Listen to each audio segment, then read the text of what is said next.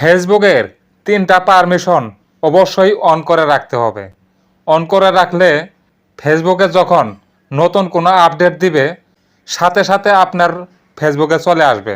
এই পারমিশন 3টা কীভাবে অন রাখবেন চলুন আমি দেখিয়ে দিচ্ছি এই ভিডিওর মাধ্যমে। সর্বপ্রথম আপনাকে ফেসবুকে ঢুকতে হবে। তারপর উপরে 3টা থ্রি ডটে ক্লিক করবেন। তারপর স্ক্রল ডাউন করে নিচে আসবেন। নিচে আসলে এখানে দেখবেন সেটিংস অ্যান্ড প্রাইভেসি, এটাতে ক্লিক করবেন। তারপরে সেটিংসে ক্লিক করবেন। তারপরে একটু স্ক্রল ডাউন করে নিচে আসলে দেখতে পারবেন এখানে লেখা আছে মিডিয়া।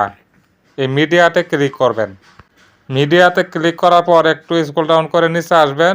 অ্যাপ আপডেট, এই এটাতে ক্লিক করবেন। এইটাতে ক্লিক করার পর দেখবেন এখানে 3টা অপশন আছে। এই অপশন 3টা আপনার চালু আছে কিনা। যদি চালু না থাকে চালু করে দিবেন। যদি বন্ধ করা থাকে তাহলে এরকম অন করে দিবেন। তাহলে ফেসবুকে যখনই নতুন কোনো আপডেট দিবে সাথে সাথে আপনার ফেসবুকে যুক্ত হয়ে যাবে।